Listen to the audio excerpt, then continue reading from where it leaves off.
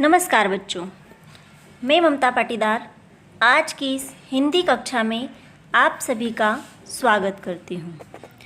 जैसे कि आपको पता है, हम हिंदी मेधा के पाठ का पठन कर रहे हैं। हमने हिंदी मेधा के पाठ 1 का पठन कर लिया है, जिसका नाम था भारतवर्ष। यह कविता हमने पढ़ी थी सोहनलाल द्विवेदी जी की।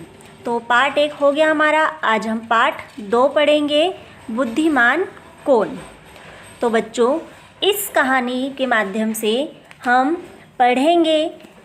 जो ये कहानी है, एक 4 मित्रों की कहानी है, जिसमें हमें बताया गया है कि किताबों से जो हम ज्ञान प्राप्त करते हैं वो तो ज़रूरी होता ही है, लेकिन हमें व्यवहारिक ज्ञान भी होना चाहिए ना। तो व्यवहारिक ज्ञान कैसे होना चाहिए, तो इस कहानी के माध्यम से हमें बताया गया है कि जो हमें किताबी ज्ञान प्राप्त होता है उसे हमें हमारे व्यवहार में किस प्रकार प्रयोग करना चाहिए। पाठ 2, बुद्धिमान कौन।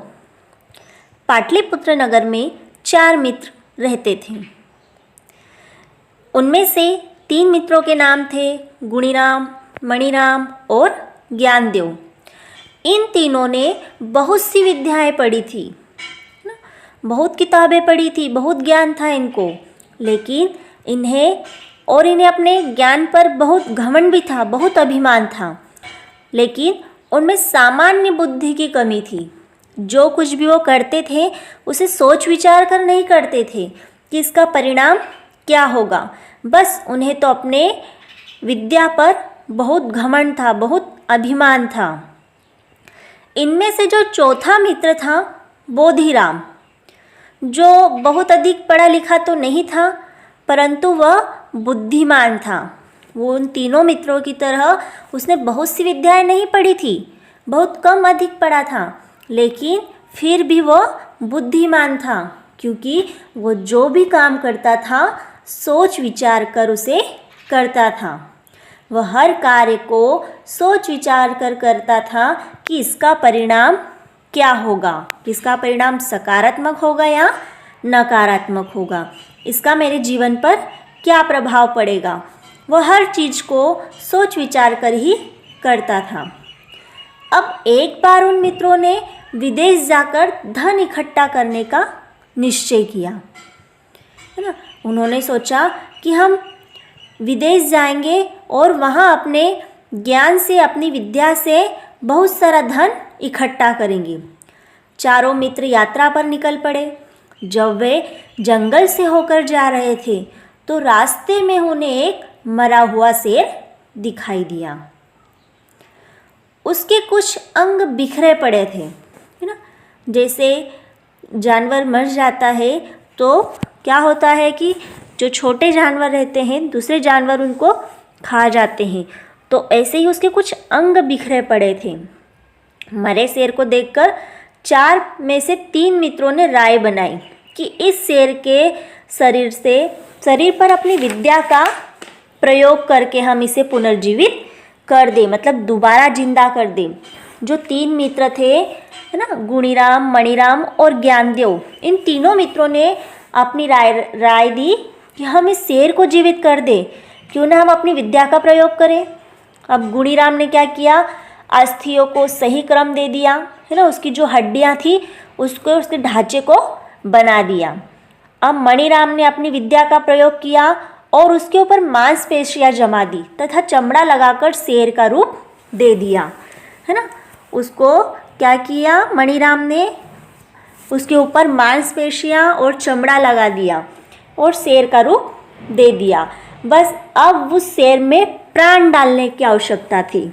अब ज्ञानदेव ने क्या किया कि उसमें प्राण डालने के लिए वो तैयार हो गया।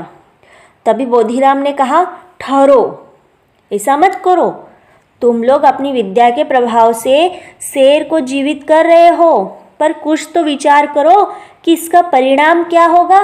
वह शेर जीवित होते ही हम सबको मारकर खा जाएगा, है ना, क्योंकि शेर है वो तो मांसाहारी प्राणी है।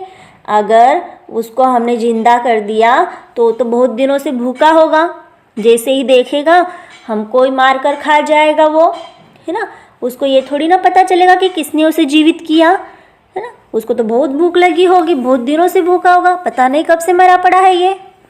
तो उसने मना कर दिया कि तुम लोग ऐसा मत करो, तुम पहले अपनी विद्या का प्रयोग तो कर रहे हो, बहुत अच्छी बात है कि किसी को जीवित कर रहे हो, लेकिन उसका परिणाम क्या होगा ये भी सोच लो।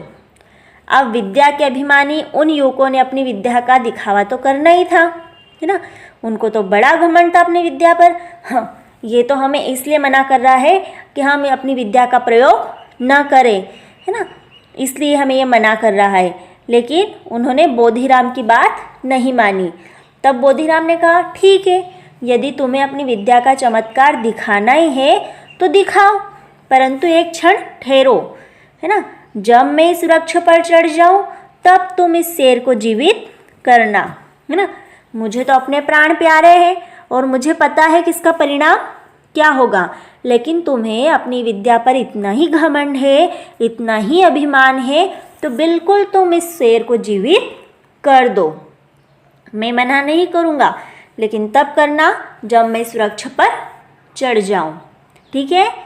तो उन्होंने क्या किया, जब वो बोधिराम वृक्ष पर चढ़ गया, अब ज्ञानदेव ने अपनी विद्या का प्रयोग करके शेर में प्राण फूंक दिए, है ना। उसको जीवन दान दे दिया, उसको जिंदा कर दिया, जीवित कर दिया। जैसे ही जीवित होते ही शेर ने अपने सामने 3 युवकों को खड़े देखा, उसने झपटकर तीनों युवकों को मार डाला और इस प्रकार पेट भरकर वह अपने रास्ते चला गया।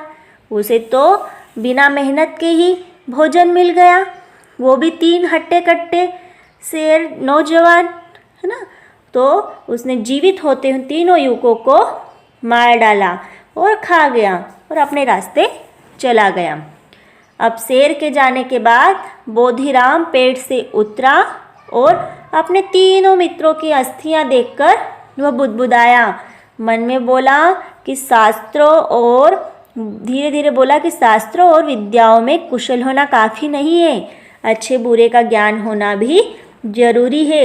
मित्रों, देखो क्या परिणाम हुआ, अगर तुम जीवित होते तो तुम्हें पता चलता ना। तुम्हें तो अपनी विद्या पर इतना ही घमंड था, है ना, बहुत से बड़े बड़े शास्त्र पढ़े थे, बहुत सारी विद्याएं हासिल की थी, लेकिन क्या हुआ, तुमने उसका परिणाम सोचा नहीं। बिना परिणाम सोचे ही तुमने वो कार्य कर दिया और उसका परिणाम तुम्हें मिला। तो विद्या में शक्ति तो बहुत है ना, परंतु उस शक्ति का बुद्धिमानी से प्रयोग करना आवश्यक है ना, अन्यथा वह शक्ति हमारा ही विनाश कर सकती है, हमें बर्बाद कर सकती, हमें नष्ट कर सकती है ना। कुछ भी कार्य करो तो पहले सोच विचार करो। ऐसा नहीं है कि हाँ हमें तो बहुत ज्ञान प्राप्त है, हमें तो बहुत सारी विद्याएं हासिल कर ली है, नहीं, पहले उस पर परिणाम, उसका परिणाम भी सोचो कि अगर जब हमने कार्य किया तो इसका परिणाम क्या होगा और इसके परिणाम का असर हमारे जीवन पर कैसे होगा। तो ये थी हमारी कहानी। कैसी लगी आपको? बहुत अच्छी है ना। क्या सीखा आपने कि किताबों से प्राप्त ज्ञान तो ज़रूरी होता है, लेकिन उसे हमें हमारे व्यवहारिक जीवन में भी लाना चाहिए, है ना, हमारे व्यवहार में भी परिवर्तन होना चाहिए।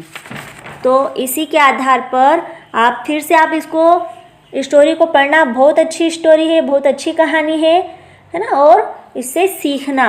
अब इसी के आधार पर आपको कुछ गृह कार्य दिया जा रहा है, इसे अपनी कॉपी में सुंदर अक्षरों में आपको लिखना है।